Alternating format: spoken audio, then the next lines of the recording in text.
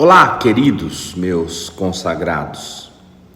Olha, manos, Jesus está quebrando nesta porção da palavra de Deus aqui a espinha dorsal da religião, das tradições e dos hábitos. Porque os camaradas aqui, eles eram capazes de negligenciar até o único mandamento que carregava uma promessa lá no Velho Testamento, não é? De que honrar pai e mãe era para prolongar também os seus dias aqui na terra. Eles eram capazes de substituir isso por rituais e altares. Porque se fizessem uma religiãozinha, isso dava para eles o direito de não honrar pai e mãe e de não serem amaldiçoados, mas religiosamente abençoados, porque escolheram os seus próprios sacrifícios superiores. Inventaram outros votos para compensarem as coisas erradas que praticavam. Por isso que Jesus os chama de hipócritas. Sabe aqueles que pensam, eu peco, eu faço coisas com coração frio e carnal, mas eu frequento alguma religião, eu dou alguma coisa, eu faço caridades, eu acendo alguma vela, eu faço jejum e alguns sacrifícios. Eu continuo perverso e mau, mas ao menos eu não largo a minha rezinha, a minha fezinha, as minhas musiquinhas gospel, a minha oraçãozinha decorada do Pai Nosso. Claro que com aquela parte enfática, do livrai-nos do mal. Sabe aquela gente que pratica religiãozinha de manutenção e de prevenção de danos? E Jesus não deixa isso barato. Lembra do que lhes disse na semana passada sobre a verdadeira religião? Quando o Senhor diz para o seu povo que já era um povo que idolatrava a religião e os rituais, que o verdadeiro jejum e adoração era socorrer pessoas, era partir o pão juntos, não ser egoísta, ser cordial e hospitaleiro com as pessoas, era abraçar os outros, amar com envolvimento comprometido com o próximo, principalmente quando próximo a gente está. Era perdoar como Deus perdoa. E no domingo, no Café dos Grupos, também falei sobre isso, lá da igreja de Atos capítulo 2, onde não está narrado jejum algum, ritual algum, mas a ênfase do sucesso daquela igreja era estar todos os dias unânimes, comendo, no partir do pão, juntos, cheios de amor e de temor do Senhor. E agora, aparece aqueles sujeitos de Jerusalém, acusando os discípulos de mal condução da religião, não lavando as mãos, os copos, e se contaminando com as mãos sujas, e ofendendo a Deus por isso. Jesus os chama novamente a atenção e explica melhor. Versículo 16. Jesus, porém, disse: até vós mesmos estáis ainda sem entender? Gente, olha o espanto de Jesus. Peraí, mas que lentidão é essa, meu Pai? Não é a tradição, não são os costumes e abstinências, os jejuns que mudam o que é essencial. Nada há que fora do homem, entrando nele, o possa contaminar. O que contamina é o que está lá dentro do homem. A ira, o ódio, a raiva, a inveja, a maldade, a competição, a ansiedade que te coloca num estado de ambição e desejo incontrolável. É não ter moderação, temperança, alegria, paz. Isso contamina mesmo.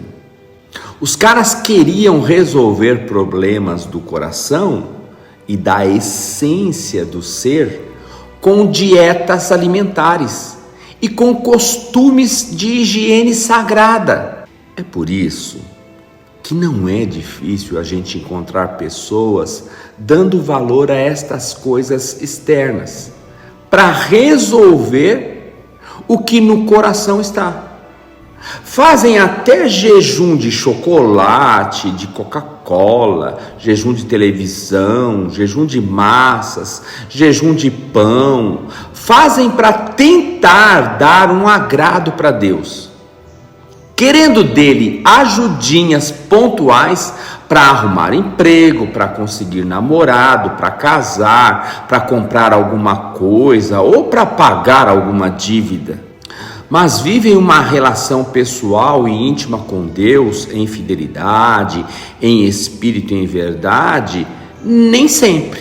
Mas fazer um propósitozinho para dar uma domesticada em Deus, uma amansada na ira celestial, para dar uma convencida em Deus para que Ele seja generoso e solte lá alguma bençãozinha, aí tá valendo, né? Tá valendo qualquer coisa, até se conseguir o que deseja. Depois volta tudo como antes era, até surgir uma nova necessidade. Aí voltam os rituais, as campanhas de convencimento de Deus, para converter Deus a nós. Percebem que Jesus está dizendo muito mais do que parece? Jesus está dizendo com todas as letras: nada do que vem de fora pode contaminar o homem, porque não entra no coração, vai direto para o ventre e depois para o intestino grosso e tudo vira cocô. Comer ou não comer, beber ou não beber, vestir ou não vestir, nada altera coisa alguma no coração humano. O Paulo, lá em Colossenses 2:23, ele diz: tais coisas, com efeito, têm aparência de sabedoria, como culto de si mesmo, e de falsa humildade, e de rigor ascético. Todavia não tem valor algum contra a sensualidade.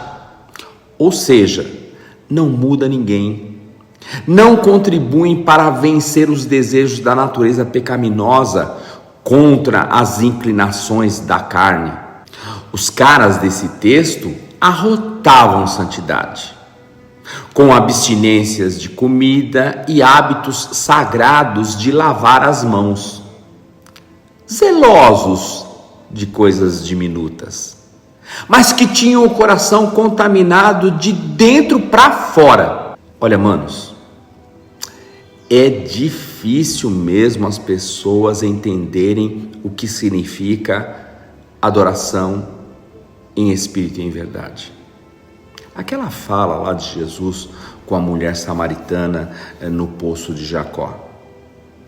Vejam que os discípulos achavam que Jesus estava falando por parábolas e pedem explicação, versículo 17. E Jesus estava falando na lata mesmo, na cara deles, sem rodeios e com objetividade gravosa, a ponto de falar que o resultado era só cocô. Não tem parábola aqui. E o Pedro não entende nada, nem agora e nem depois. Porque se nós olharmos lá depois em Atos capítulo 10, Pedro se recusando a comer aquelas carnes de répteis, de lagartos, cobras e crustáceos, inclusive tinha carne de porco lá no meio, e Pedro fala: não, na boquinha consagrada não vai entrar nenhuma coisa impura. E lá naquele êxtase do lençol que desceu dos céus, com toda a sorte de comida, lembra? Lá nós vemos um homem ainda preso nos rituais e nas ordenanças do estômago e não do coração. Olhem só como o retardo cristão acontece até com quem ouviu no cara a cara da boca de Jesus. E mesmo assim, olha quanto tempo depois ele vai ficar no retardo. E tem mais depois, a ponto de que precisou Paulo colocar o dedo na cara dele que tinha também arrastado Barnabé para o atraso dele. Não compreender isso, queridos, o resultado é só cocô, ou somente vômitos contaminados do espírito, que é o cocô do espírito do homem. Jesus não veio para nos ensinar religião, costumes, 7 isso, 12 aquilo, 21 não sei o que lá mais. Ele veio para nos dar vida, que é abundante saber, e que é exultante proceder em espírito e em verdade. O Evangelho é esta boa nova de libertação e de uma obra eterna que acontece dentro da gente. E é de dentro para fora. O resto, manos, é só tentativa frustrada de agradar a Deus e mais, agradar a si mesmo. Deus os abençoe.